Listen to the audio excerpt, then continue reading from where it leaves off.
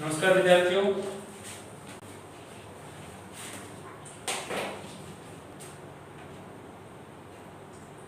तो अपने टॉपिक चल रहा था डेवलपमेंटल बायोलॉजी का,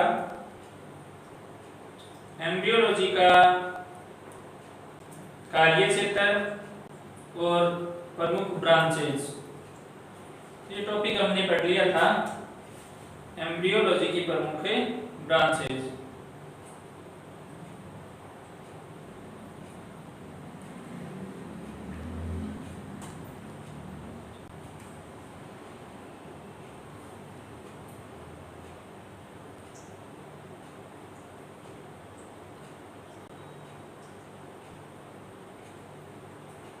तो देखिए, हमने पढ़ा कि एम्ब्रियोलॉजी को विभिन्न प्रकार की ब्रांचेस के अंदर बांटा जाता है।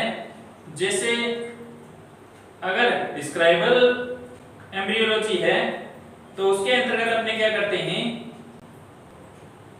वर्णन करते हैं,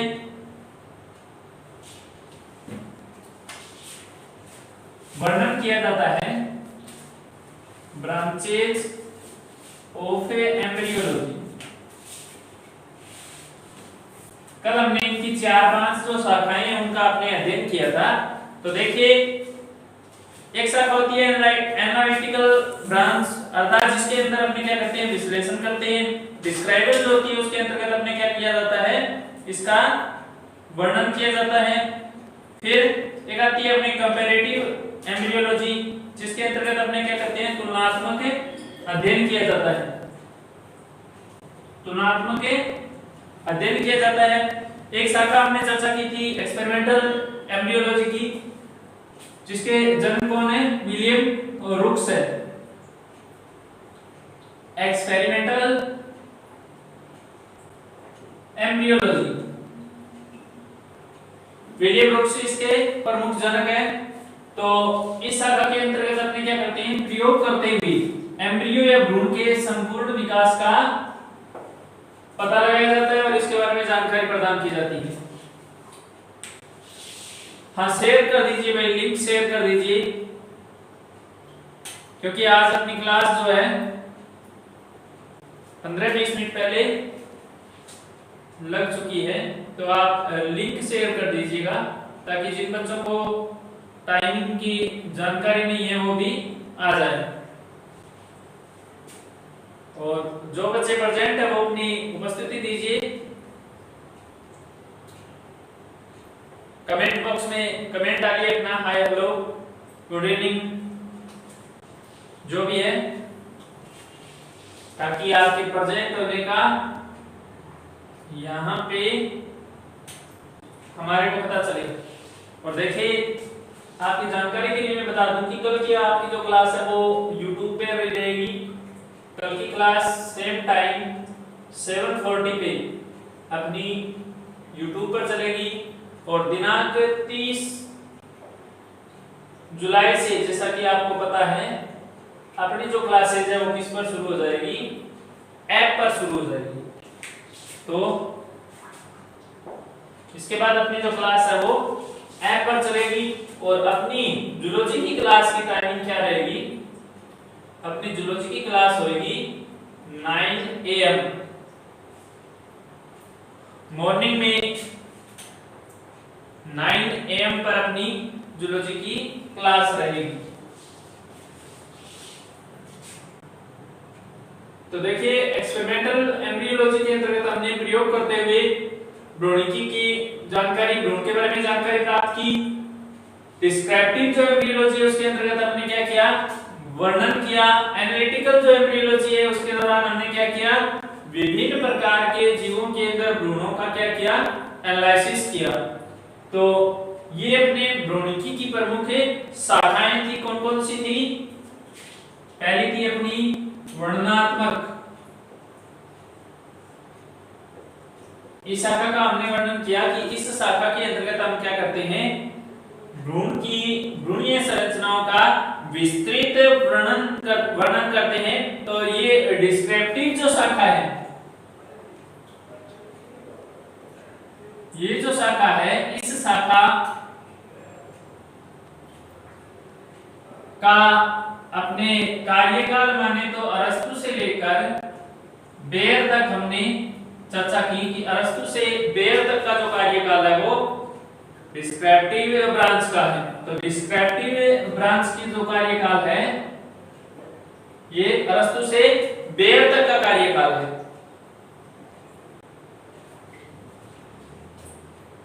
इसके बाद हमने चर्चा की थी अगली जो शाखा है इसका वो जो अपनी थी वो थी कंपैरेटिव या तुलनात्मक शाखा, तुलनात्मक branch, comparative branch, comparative embryology. इसके दौरान हम क्या करते हैं, तुलनात्मक रूप से जीवों का क्या करते हैं, तुलनात्मक रूप से अध्ययन किया जाता है। अर्थात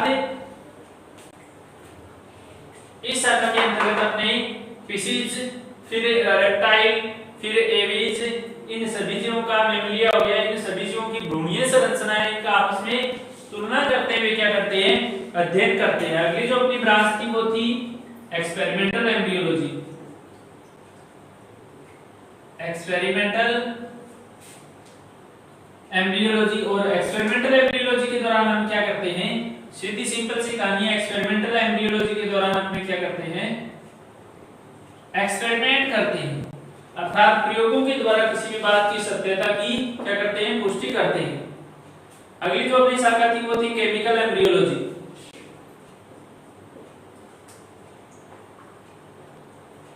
केमिकल एम्ब्रियोलॉजी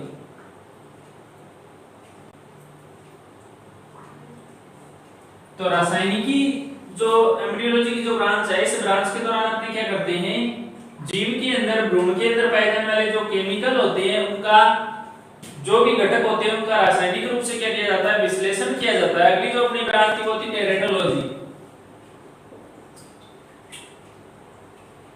टेरेटोलॉजी और इस दौरान हमने किसकी चर्चा की थी, जीवों की जो विसंगतियां होती है भ्रूण अवस्था में, उन विसंगतियों पर हमने चर्चा की थी कि अगर किसी कारण से जीन स्ट्रक्चर के अंदर कोई परिवर्तन आ जाए तो उस परिवर्तन का सीधा सा प्रभाव भ्रूण के विकास पर, परिवर्तन पर पड़ता है, जिसके कारण जो सामान्य भ्रूण पैदा होना चाहिए वो सामान्य भ्रूण पैदा न होकर उससे असामान्य भ्रूण पैदा होता है। तो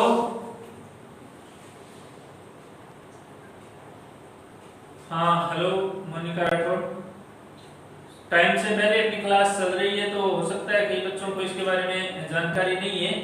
अगर आपके पास उनके कोई कॉन्टैक्ट नंबर वगैरह है तो आप कॉल करके बता दीजिएगा उनको, ताकि वो भी अपनी क्लास से अटेंड कर ले, और लिंक शेयर कर दीजिएगा। लिंक का तो उनको पता ही है, आप कॉल करके एक बार आपके पास नंबर है तो उनको बोल दीजिएगा ताकि वो बच्चे लेट ना हो।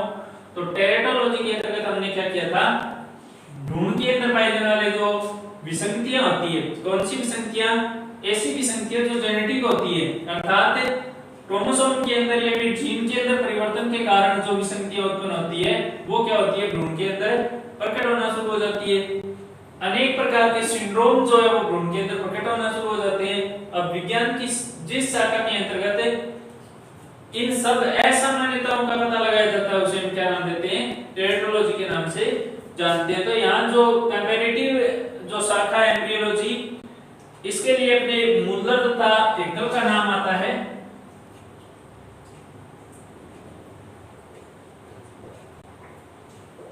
मुल्लर और एक्गल को जो तुलनात्मक या कंपैरेटिव एम्ब्रियोलॉजी है इसके लिए जाना जाता है। देखिए आधुनिक भ्रूण विज्ञान कल मैंने आपको बताया था वो कौन सी है, एनालिटिकल जो ब्रांच है, एनालिटिकल जो ब्रांच है उसे हम क्या मानते हैं, आधुनिक भ्रूण विज्ञान की संज्ञा देती है। ध्यान दीजिएगा, आधुनिक भ्रूण विज्ञान, आधुनिक भ्रूण विज्ञान से कहते हैं एनालिटिक एम्ब्रियोलॉजी को कहा जाता है, एनालिटिक एम्ब्रियोलॉजी को कहा जाता है। अर्थात जीव विज्ञान की वह शाखा जिसके दौरान क्या किया जाता है, एनालिसिस किया जाता रिसर्च किया जाता है उसे हम क्या बोलते हैं, एनालिटिक एम्ब्रियोलॉजी के नाम से जानते हैं। इसे आधुनिक भ्रूण विज्ञान के नाम से भी जाना जाता है। तो वर्तमान में जो सर्वाधिक प्रचलन में शाखा चल रही है वो अपनी कौन सी हो जाएगी, एनालिटिक एम्ब्रियोलॉजी हो जाएगी। तो ये हो गई अपनी ब्रांचेज ऑफ एम्ब्रियोलॉजी अर्थात भ्रूणिकी की प्रमुख शाखाएं। तो देखिए अपने टॉपिक चल रहा है डेवलपमेंटल बायोलॉजी का, तो यहां अगर अपने बात करें भ्रूणिकी की, तो भ्रूणिकी का अपना अंतिम टॉपिक बचा है कौन सा, इसकी एप्लीकेशन या इसे हम कह सकते हैं इसकी इंपॉर्टेंस, या हम कह सकते हैं एम्ब्रियोलॉजी के यूजेज, उपयोग कहां पे। तो ये अंतिम टॉपिक अपना इस फर्स्ट यूनिट का फर्स्ट पार्ट का बचा है, जिसे हमने नाम दिया था एम्ब्रियोलॉजी या डेवलपमेंटल बायोलॉजी। तो डेवलपमेंटल बायोलॉजी या एम्ब्रियोलॉजी का अपना अंतिम टॉपिक है कौन सा, कि इस भ्रूणिकी की जो हमने ब्रांचेज पढ़ी है, शाखाएं पढ़ी है, इनका कहां-कहां यूज किया जाता है, उपयोग किया जाता है, ये अपने इस अंतिम पार्ट के अंतर्गत पढ़ेंगे। चलिए अपने इससे पूरा चर्चा कर लेते हैं दोबारा एक बार कि इन एम्ब्रियोलॉजी की ब्रांचेज के दौरान कौन-कौन से किस प्रकार से अपने को वर्णन करना होता है। तो डिस्क्रिप्टिव के अंदर अरस्तु ने सबसे पहले भ्रूणिकी का इसे जनक माना जाता है। सबसे पहले भ्रूण का पता लगाया कि माता के शरीर के अंदर भ्रूण का विकास किस प्रकार से होता है। वोन बेयर जिसे आधुनिक भ्रूणिकी का जनक भी कहते हैं। इन दोनों के बीच के जो कार्यकाल है, इस दौरान भ्रूण का विस्तृत वर्णन दिया गया, इस कारण इस शाखा को अपने डिस्क्रिप्टिव एम्ब्रियोलॉजी के नाम से जाना गया, वर्णनात्मक शाखा के नाम से जाना गया। इसके बाद मुल्लर और हेगल के जो कार्यकाल है, इस दौरान भ्रूण का क्या अध्ययन किया गया, तुलनात्मक रूप से अध्ययन किया गया, अर्थात कई सारे समूह के जो सदस्य है, very good evening to listen, हमें अपनी क्लास से 5-10 मिनट पहले है, 7:40 पे है, तो हो सकता है बच्चों को पता नहीं हो, तो आपके पास उनके कोई कांटेक्ट नंबर वगैरह है तो उनके पास मैसेज डाल दीजिएगा, क्लास अभी से शुरू हो चुकी है, तो बच्चे लेट हो रहे हैं। तो देखिए यहाँ अगर अपनी बात करें तुलनात्मक या कंपैरेटिव एम्ब्रियोलॉजी की, तो तुलनात्मक या कंपैरेटिव एम्ब्रियोलॉजी के अंतर्गत अपने फिशिज, रेप्टाइल, एविज और मैमेलिया, इन सभी का अध्ययन किया जाता है। अर्थात भ्रूण विज्ञान की इस शाखा के अंतर्गत अपने जीवों के विभिन्न समूहों की जो भ्रूण होते हैं, इनमें कौन-कौन सी समानताएं पाई जाती है, कौन सी असमानताएं पाई जाती है, इसका अपने क्या करते हैं, अध्ययन करते हैं। अगली जो अपनी ब्रांच है एक्सपेरिमेंटल एम्ब्रियोलॉजी, इस दौरान अपने प्रयोग करते हुए भ्रूणीय विकास का अध्ययन करते हैं। अर्थात प्रयोगों के द्वारा अपने किसी भी भ्रूण के, सपोज करो कल मैंने आपको एग्जांपल दिया था कि एक भ्रूण के 3 जर्म लेयर, एक्टोडर्म, एंडोडर्म और बीजोडर्म के द्वारा फ्यूचर में कौन सा ऑर्गन बनेगा, इसका अध्ययन करने के लिए अपने मार्कर मेथड या फिर ट्रेसर विधि का उपयोग कर रहे हैं, भ्रूण का अपने अंकन कर रहे हैं, और इस अंकन के पश्चात अपने क्या करेंगे, कालांतर में फैट मैप के द्वारा, आगे अपना टॉपिक आएगा फैट मैप, संभावित आरेख के नाम से इसे जानते हैं कि भ्रूण के अंदर कौन सी कोशिकाएं, किस स्तर की कोशिकाएं कौन से अंगों का निर्माण करेगी, उसका जो वर्णन होता है इसे हम फैट मैप के नाम से जानते हैं। तो इसके द्वारा अपने भ्रूण के अंदर एक्टोडर्म, एंडोडर्म, बीजोडर्म के द्वारा बनने वाले अंगों का पता लगाया जाता है कि किस अंग के द्वारा कौन सा भ्रूण विकसित होगा, भ्रूण का कौन सा पार्ट विकसित होगा। तो इसे हम बोलते हैं एक्सपेरिमेंटल एम्ब्रियोलॉजी के अंतर्गत इसे हम और रखते हैं। फिर केमिकल एम्ब्रियोलॉजी के अंतर्गत भ्रूण के अंदर जो भी कार्बोहाइड्रेट, प्रोटीन, वसा, एमिनो एसिड वगैरह, न्यूक्लिक एसिड वगैरह पाए जाते हैं, डीएनए, आरएनए, उनके कंपोजिशन का पता लगाया जाता है। अर्थात अपने भ्रूण के अंदर पाए जाने वाले जो भी तरल होते हैं, उस तरल का, देखिए सिंपल सी कहानी, केमिकल एम्ब्रियोबायोलॉजी के अंतर्गत है या केमिकल एम्ब्रियोलॉजी के अंतर्गत अपने क्या करते हैं, एमनियोसेंटेसिस की क्रिया होती है, और इस एमनियोसेंटेसिस की क्रिया के दौरान अपने को पता है कि भ्रूण माता के शरीर के अंदर, गर्भाशय के अंदर इसके द्वारा जुड़ा होता है, प्लेसेंटा या अपरा के द्वारा जुड़ा होता है, और इस भ्रूण के चारों तरफ लेयर पाई जाती है, एमनियोन, कोरियोन, एलेंटोइस। अब यहाँ पे जो तरल भरा होता है भ्रूण के पास, इस तरल को कहते हैं एमनियोटिक द्रव। तो देखिए इस भ्रूण के अंदर होने वाले वृद्धि विकास का या असामान्यता का पता लगाने के लिए अपने क्या करते हैं, इंजेक्शन की सहायता से इस तरल को खींचकर बाहर निकाला जाता है और फिर इस तरल को बाहर निकालने के पश्चात इस तरल में पाए जाने वाले केमिकल कंपोजिशन का पता लगाया जाता है, जिसके द्वारा अपने पता चलता है कि इस भ्रूण की, क्योंकि इस भ्रूण के कोशिकाएं जड़ते हुए इस तरल के अंदर गिरती रहती है, जिसके द्वारा इस भ्रूणीय कोशिका को भी इस तरल के साथ बाहर निकाल लिया जाता है। अब इस तरल में पाए जाने वाले सेल्स के और इस तरल में पाए जाने वाले विभिन्न प्रकार के घटकों का रासायनिक विश्लेषण किया जाता है और इस विश्लेषण का उपयोग अपने यह पता लगाने में करते हैं कि भ्रूण की वृद्धि और विकास सामान्य है या नहीं है। तो भ्रूण विज्ञान की वह शाखा जिसके दौरान अपने केमिकल कंपोजिशन का पता लगाते हुए भ्रूणीय संरचनाओं का अध्ययन करते हैं, भ्रूण के विकास का अध्ययन करते हैं, भ्रूणीय परिवर्तन का पता लगाते हैं, उसे हम केमिकल एम्ब्रियोलॉजी के नाम से जानते हैं। अगली जो अपनी ब्रांच है टेरेटोलॉजी, बड़ी महत्वपूर्ण शाखा है। ये भी अपने एप्लीकेशन में आएगा कि टेरेटोलॉजी के निदान के लिए अपने किसका उपयोग करते हैं, एम्ब्रियोलॉजी का उपयोग किया जाता है। एक्सपेरिमेंटल एम्ब्रियोलॉजी बिल्कुल बताएंगे भाई। तो टेरेटोलॉजी के दौरान अपने क्या करते हैं, देखिए भ्रूण के अंदर प्रसव से पहले अपने केमिकल एम्ब्रियोलॉजी के द्वारा विसंगति का पता लगाते हैं, परंतु यदि असामान्य संतति उत्पन्न हो गई तो वो जो असामान्य संतति उत्पन्न हुई है वो किसी भी प्रकार का उसके अंदर जन्मजात दोष विकार हो सकता है। तो वो दोष जो डिफेक्ट होता है, बर्थ डिफेक्ट के नाम से इसे बोला जाता है, जन्मजात दोष या विकार के नाम से इसे जाना जाता है। तो वो दोष किस कारण से उत्पन्न हुआ है, अर्थात उसके लिए कौन से क्रोमोसोम पर उपस्थित जीन उत्तरदायी है, कौन सा म्यूटेशन उत्तरदायी है, इसका पता लगाया जाता है। और इसका पता लगने के पश्चात मान लो अपने गुणसूत्र के 5वें पेयर की एक क्रोमोसोम की जो छोटी भुजा है उसके विलोपन के कारण रोग उत्पन्न हो रहा है, कौन सा, क्राई टू कैट या क्राई टू चैट सिंड्रोम, जिसके दौरान बच्चे के द्वारा बिल्ली के बच्चे के समान यानी कि आवाज निकलने लगती है।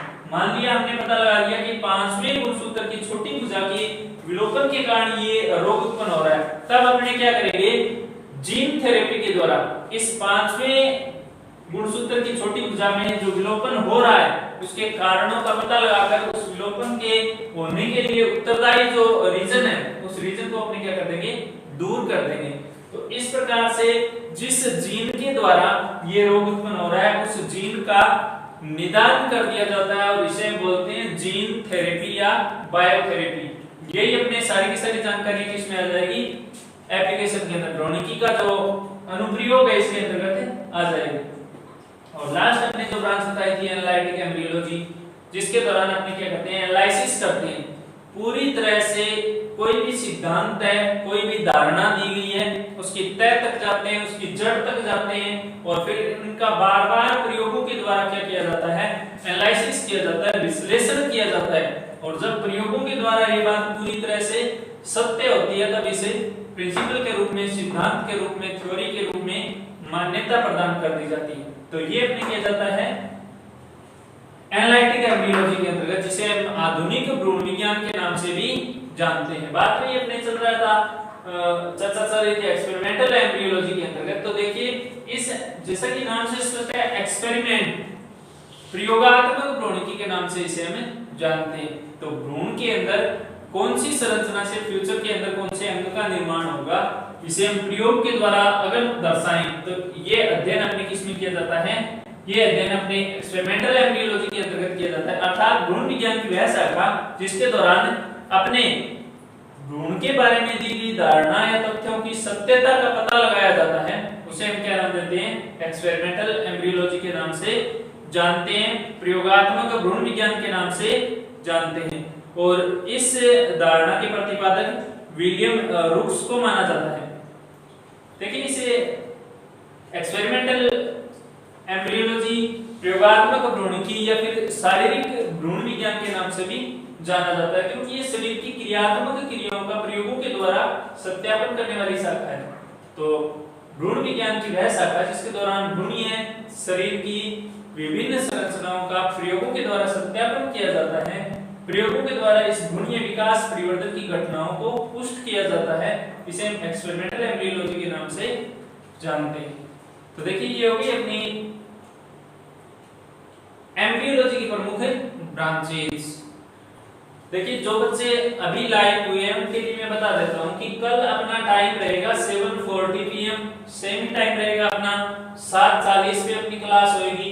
और 30 जुलाई से जैसा कि आपको बताया गया है अपनी क्लासेस ऐप पर चलेगी। इसमें भी अपने 4-5 दिन का ट्रायल है। तो आपकी जो क्लास जूलॉजी की रहेगी वो रहेगी 9 AM पर, अर्थात सुबह 9 बजे अपनी क्लास जूलॉजी की होगी। तुरंत इसके बाद अपनी बॉटनी की क्लासेस होगी। ये ब्रांचेस समझ में आ गई है क्या? एक बार कमेंट करिए, एक बार कमेंट करो, ब्रांचेस समझ में आ गई क्या? चेक कीजिए।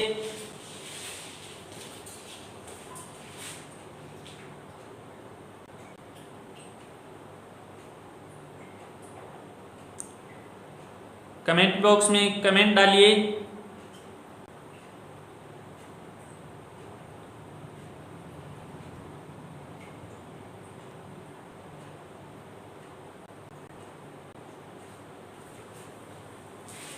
हाँ आगे बढ़े।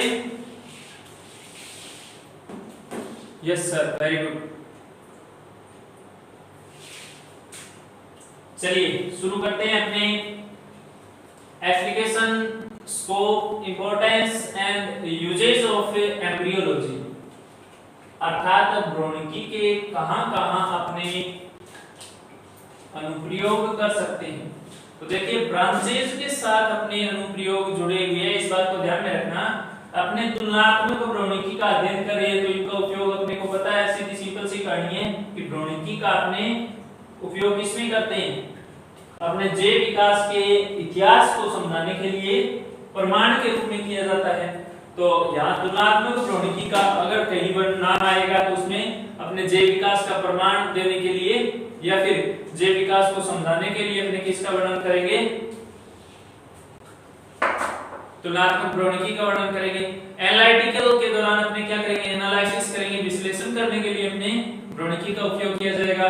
और डिस्क्राइबल के दौरान अपने भ्रूण विकास के परिवर्तन का पता लगाने के लिए, मनुष्य के विभिन्न प्रकार के जन्मजात दोषों का निदान करने के लिए अपने भ्रूण विज्ञान का उपयोग किया जाता है। साथ ही साथ नवजात संतति के अंदर, शिशु के अंदर जो जन्मजात बर्थ डिफेक्ट होते हैं, आनुवंशिक दोष होते हैं, उनका पता लगाने के लिए भी अपने किसका उपयोग किया जाता है?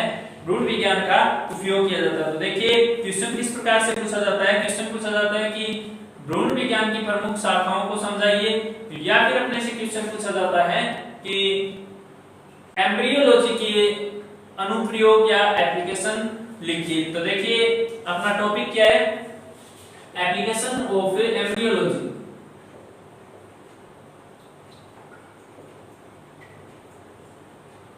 एप्लीकेशन ऑफ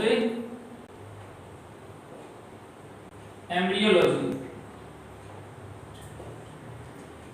तो देखिए जो भ्रूणिकी के अनुप्रयोग है,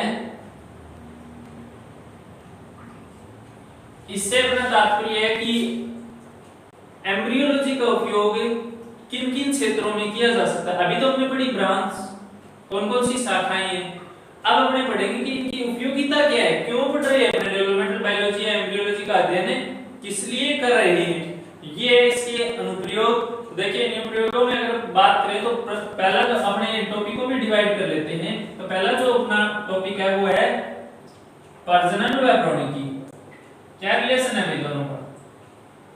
प्रजनन व भ्रूणिकी, reproduction and embryology, reproduction and embryology किस प्रकार से ये दोनों एक दूसरे से संबंधित है। मैंने आपको जब ये सिलेबस बताया कि फर्स्ट यूनिट के अंतर्गत अपने को क्या पढ़ना है, तब मैंने ये तो हो गई अपनी बात एम्ब्रियोलॉजी और डेवलपमेंटल बायोलॉजी की, इनके डेफिनेशन हमने जान ली, इनमें दोनों में डिफरेंस क्या है वो हमने हमने जान लिया। इसके साथ साथ हमने इनकी हिस्ट्री का पता लगाया, साथ ही साथ इनकी प्रमुख थ्योरीज जो 11 सिद्धांत हमने पढ़े वो पढ़े। इसके बाद अपना टॉपिक चला ब्रांचेज ऑफ एम्ब्रियोलॉजी, और अंतिम इस टॉपिक का अंतिम पार्ट अपना चल रहा है इनके अनुप्रयोग क्या है। तो देखिए इस दौरान मैंने आपको सिलेबस में ये भी बताया कि अपने को गैमेटो के बारे में पढ़ना है, गैमेटोजेनेसिस की क्रिया का भी अपने को अध्ययन करना है। तो वो जो गैमेटोजेनेसिस की जो क्रिया है जिसके दौरान अपने शुक्राणु और अंडाणु के निर्माण का अध्ययन करेंगे, वो किसका पार्ट है? एम्ब्रियोलॉजी का पार्ट है। तो विज्ञान की इस शाखा अर्थात एम्ब्रियोलॉजी का प्रजनन के साथ घनिष्ठ संबंध है, क्योंकि एम्ब्रियो या भ्रूण का निर्माण तभी होगा जब गैमेट फॉर्मेशन होगा और गैमेट आपस में मिलेंगे अर्थात फर्टिलाइजेशन करेंगे। तो इस शाखा के द्वारा अपने प्रजनन की विभिन्न क्रियाओं को समझा जा सकता है। देखिए थोड़ा सा अपने डीप में चलते हैं, क्योंकि वर्णन आएगा तब आपका ये बड़ा क्वेश्चन पूछा जाएगा, और बड़ा क्वेश्चन होगा तब अपने सिर्फ हेडिंग डालने से काम नहीं चलना है। तो इसका वर्णन कैसे करेंगे भाई? देखिए एक सामान्य प्रजनन चल रहा है। कैसे? नर के अंदर क्या बन रहे हैं? स्पर्म बन रहे हैं। माता के अंदर क्या बन रहे हैं? स्त्री के अंदर क्या बन रहे हैं? ओव्यूम बन रहे हैं। और सामान्य स्थिति में संभोग के द्वारा, कोपुलेशन के द्वारा अंडाणु और शुक्राणु का आपस में क्या होता है? फ्यूजन होता है, जिसे हमने नाम क्या दिया? फर्टिलाइजेशन नाम दिया। अब देखिए शुक्राणु यहाँ एगुणित होता है, हैप्लॉइड होता है, ओव्यूम भी यहाँ हैप्लॉइड होता है। दोनों के मिलने से जो संरचना बनती है जिसे हम नाम क्या देते हैं? जाइगोट नाम देते हैं, युग्मनज नाम देते हैं। ये क्या होता है? डिप्लॉइड होता है, द्विगुणित होता है। तो देखिए ये तो एक कॉमन सी सामान्य प्रक्रिया जो प्रत्येक जंतु के अंदर, पादप के अंदर चलती है। जंतु और पादपों के अंदर जो सेक्सुअल रिप्रोडक्शन की क्रिया होती है सबके अंदर इसी विधि के द्वारा होती है, जिसके दौरान मेल एंड फीमेल गैमेट का आपस में फ्यूजन होता है। और इस घटना को फर्टिलाइजेशन के नाम से जानते हैं। जाइगोट बनता है और इस जाइगोट में क्या होगा? क्लीवेज होगा, विदलन होगा, और विदलन होने की क्रिया के द्वारा अगर बात करें जंतुओं की तो मोरुला, ब्लास्टुला, गैस्ट्रुला बनेगा, और फिर क्या हो जाएगा? गर्भ का निर्माण हो जाएगा, फीटस का निर्माण हो जाएगा। 8 सप्ताह तक की जो संरचना है उसको हमने नाम दिया था एम्ब्रियो, और 8 सप्ताह के बाद की संरचना को नाम क्या दे देंगे? फीटस नाम दे देंगे। ये तो कॉमन चल रहा है अपने, ये तो सामान्य प्रजनन हो रहा है।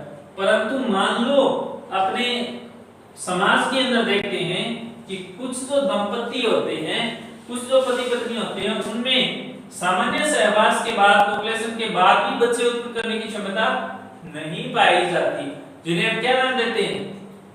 इनफर्टाइल स्थिति या फिर बांझ स्थिति के नाम से या बंध्यता के नाम से जानते हैं। तो ये जो बंध्यता की स्थिति है इसे कौन दूर करेगा?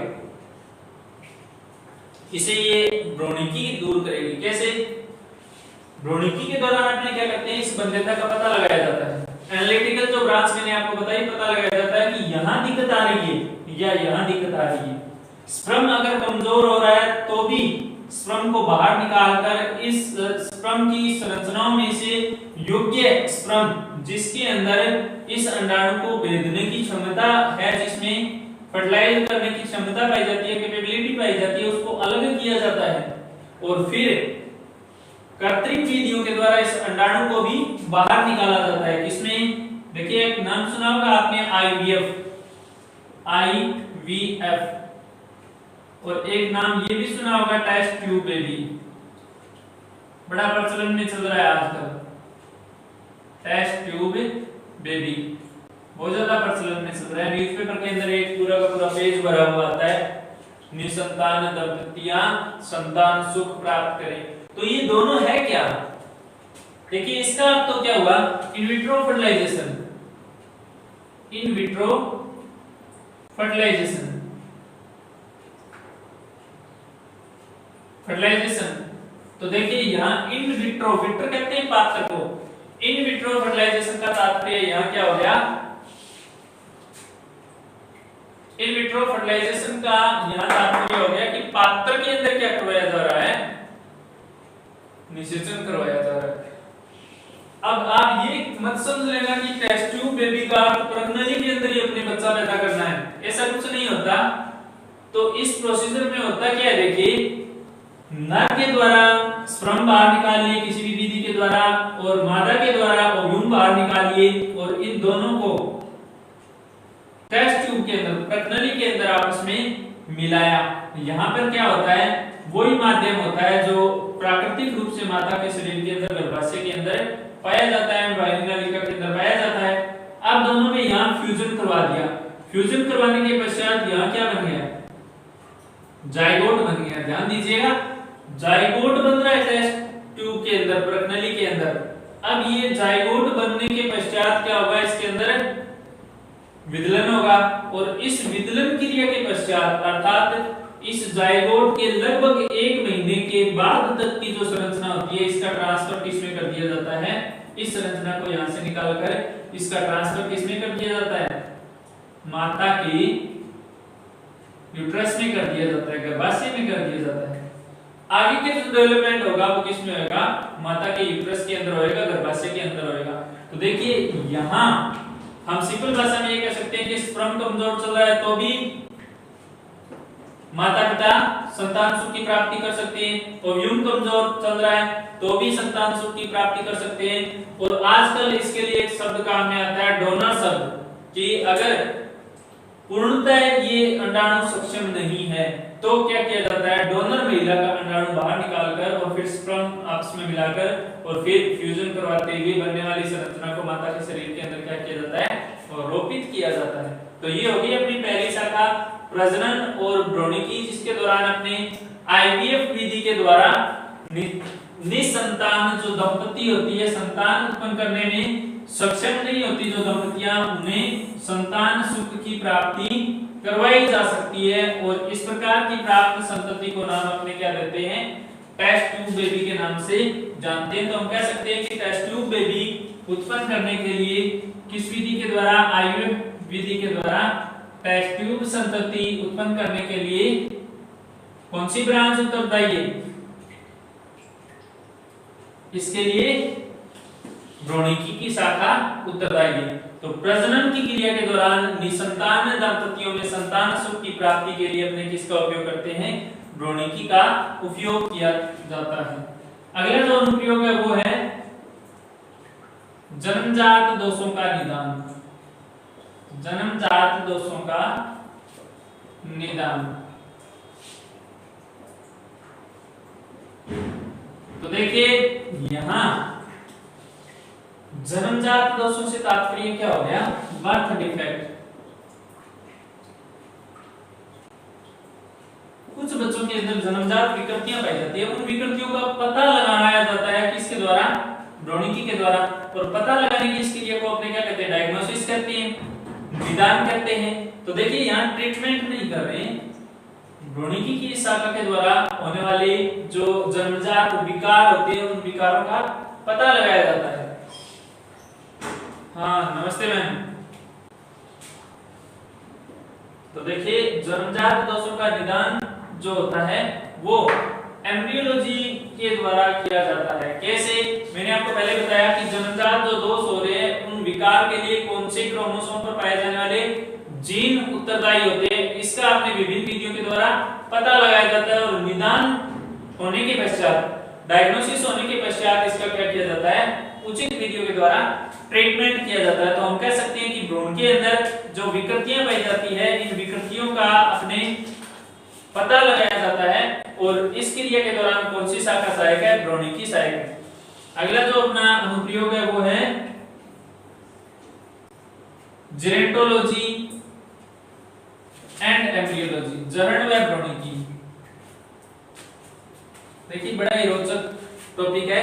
जेरेंटोलॉजी के नाम से हम जानते हैं विज्ञान की वह शाखा जिसके दौरान व्यक्ति के अंदर पाई जाने वाली असामान्यता का पता लगाकर उसके अंदर समय से पहले जो कोशिकाओं की वृद्धावस्था आती है, जो कोशिकाओं की कार्यशीलता में कमी आती है, इस स्थिति को अपने क्या नाम देते हैं, जरण के नाम से जानते हैं।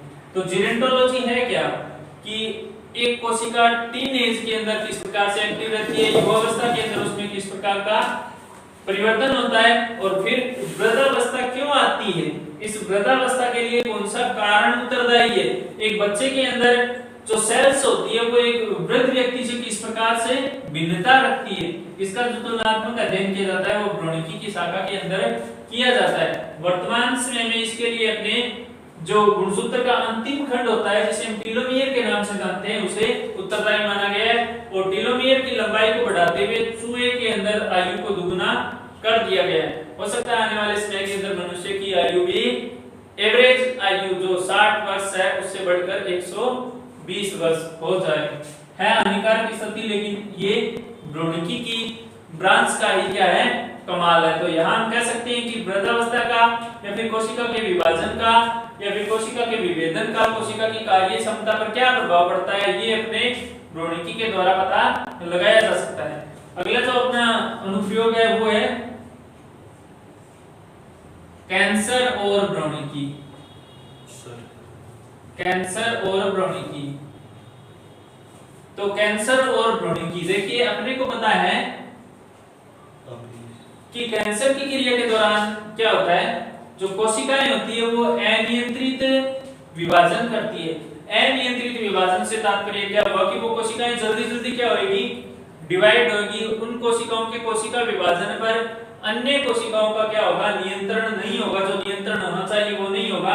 अब अपने भ्रूणिकी के दौरान भ्रूण के अंदर जो गांठें बनती है जिन्हें हम कैंसर के लिए उत्तरदायी के रूप से मानते हैं, उन गांठों को अगर अपने नियंत्रित कर ले, उनके अनियमित वृद्धि विकास विभाजन को रोक दे तो कैंसर से अपने निदान पाया जा सकता है। तो भ्रूण के अंदर किस प्रकार से कैंसर होता है इसका पता लगाने के लिए अपने इसका उपयोग किया जाता है, एम्ब्रियोलॉजी का उपयोग किया जाता है।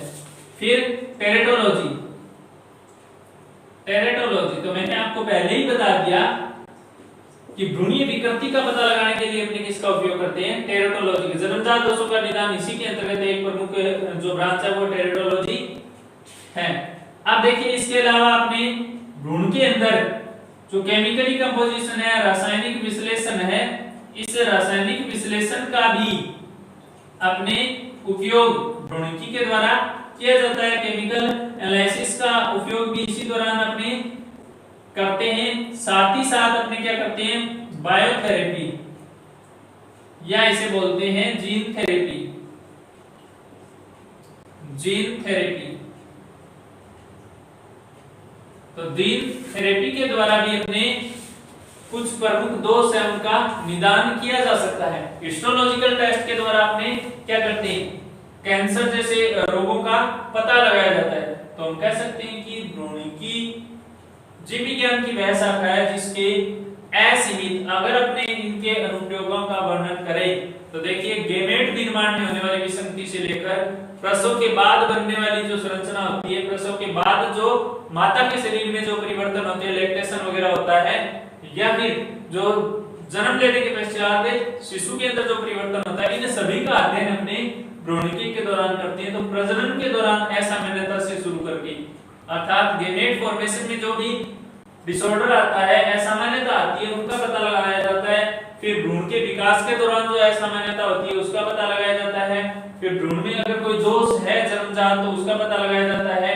व्यक्ति समय के साथ वृद्ध क्यों होता है, उसकी कोशिकाओं की कार्यशीलता का समय के साथ क्या प्रभाव पड़ता है, उनकी कार्यशीलता में कमी क्यों आती है, इसका पता लगाया जा सकता है, जिसके द्वारा अपने जीवों की उम्र को बढ़ाने का प्रयत्न चल रहा है। टेलोमेरेज एंजाइम को इसके लिए मुख्यतः उत्तरदायी माना जाता है टेलोमियर की लंबाई को घटाने के लिए। तो ऐसे में अगर टेलोमेरेज एंजाइम अनुपस्थित हो तो टेलोमियर की लंबाई जो है वो कम नहीं होगी और व्यक्ति लगातार लंबे समय तक युवावस्था में बना रहेगा। कैंसर का पता लगाने के लिए भ्रूणिकी का उपयोग किया जाता है। जन्मजात दोषों के निदान में एम्ब्रियोलॉजी का उपयोग किया जाता है। रासायनिक विश्लेषण में एम्ब्रियोलॉजी का उपयोग किया जाता है। बायोथेरेपी में एम्ब्रियोलॉजी का उपयोग किया जाता है। एक सुचारू प्रसव की क्रिया के लिए एम्ब्रियोलॉजी का उपयोग किया जाता है। विभिन्न व्यक्तियों के जो फिट्स पीरियड है, गर्भकाल है, उनका पता लगाने के लिए एम्ब्रियोलॉजी का उपयोग किया जाता है। तो ये भ्रूणिकी की विभिन्न एप्लीकेशन या अनुप्रयोग हो गए जिनकी सहायता से अपने क्या करते हैं मनुष्य के जीवन को एक सुचारू रूप से जीवन पद्धति पर चलने के लिए अपने प्रेरित करते हैं। या फिर हम यूं कहें कि जन्मजात जो दोषों के निदान के लिए या एक स्वस्थ समाज के विकास के लिए स्वस्थ समाज के विकास के लिए एम्ब्रियोलॉजी का अहम योगदान है, क्योंकि इस एम्ब्रियोलॉजी के अध्ययन के द्वारा ही अपने एक गर्भवती माता की डाइट का निर्धारण किया जाता है कि उसको कौन कौन सी पोषक तत्वों की कितनी कितनी मात्रा में आवश्यकता होगी। एक शिशु किस प्रकार से माता के शरीर के द्वारा प्राप्त दूध पर ही निर्भर रहता है, और कोलोस्ट्रम जो होता है वो क्यों एक शिशु के लिए अति आवश्यक होता है, माता के स्तनों से निकलने वाला प्रथम दूध क्यों इतना ज्यादा आवश्यक होता है, डॉक्टर बार बार उसको ग्रहण करने की, उसको बच्चे को देने की सलाह क्यों देते हैं, इन सब का सॉल्यूशन किस में है, एम्ब्रियोलॉजी के अंतर्गत है, भ्रूणिकी के अंतर्गत है। तो अगर ये क्वेश्चन बड़ा पूछा जाए, क्वेश्चन पूछा जाएगा या तो मिला के पूछा जाएगा कि भ्रूणिकी की प्रमुख शाखाएं बताते हुए इनके अनुप्रयोग बताइए, या फिर अकेला पूछा जाएगा तो शाखाएं और दोनों पूछ लिया तब तो आपको ठीक है, दोनों में काम चल जाएगा ठीक ठाक वर्णन करने पर। अगर ये क्वेश्चन आपको स्पेशली पूछ लिया कि भ्रूणिकी का कार्य क्षेत्र या फिर इसका अनुप्रयोग बताइए, तब आपको इन सब पॉइंट्स को हेडिंग बना के और इनका विस्तृत वर्णन करना पड़ेगा। तो देखिए जो विद्यार्थी लेट आए उनके लिए मैं दोबारा से बता देता हूं कि कल अपनी क्लास का टाइम ये रहेगा 7:40 PM और अपनी क्लास YouTube चैनल पर ही लगेगी। परसों से 30 जुलाई से अपनी जो क्लास है उसकी टाइमिंग रहेगी 9 AM, सुबह 9 बजे आपकी जूलॉजी की क्लास होगी और वो अपनी ऐप पर लगेगी। ऐप का लिंक अगर किसी के पास नहीं है तो आप YouTube चैनल से डाउनलोड कर सकते हो, या आपको जो इंट्रो के अंदर ऐप इंट्रो के अंदर नंबर दिए गए हैं उन नंबरों पर आप व्हाट्सएप करके भी आप लिंक प्राप्त कर सकते हो। तो आज के लिए हमारा ये टॉपिक एम्ब्रियोलॉजी के स्कोप या अनुप्रयोग पूरा हुआ। तो ये अपनी बात करें कि डेवलपमेंटल बायोलॉजी या एम्ब्रियोलॉजी का जो एक पोर्शन है अपना वो कंप्लीट हो गया। हम कह सकते हैं कि फर्स्ट यूनिट का 70% भाग अपना कंप्लीट हो गया। आगे जो मैंने आपको टॉपिक बताए थे वो था, एक तो अपना टॉपिक बचा है गेमेटोजेनेसिस जो हम कल शुरू करेंगे, दूसरा है अपना type and structure of sperm and ovum, और तीसरा अपना टॉपिक है polarity and symmetry of ovum. छोटे छोटे टॉपिक है, बड़े रुचिकर टॉपिक है। तो ये टॉपिक अपने इस फर्स्ट यूनिट के सेकंड पोर्शन के अंदर है और एम्ब्रियोलॉजी या डेवलपमेंट बायोलॉजी अपना टॉपिक कंप्लीट हो चुका है। तो आज के लिए इतना ही, मिलते हैं अपने कल 7:40 पे। और अगर जो बच्चे जिनको जानकारी नहीं है इस समय की, तो आपका ये दायित्व बनता है कि आप उनको लिंक शेयर करके या फिर किसी भी प्रकार से सूचना प्रदान करें। धन्यवाद।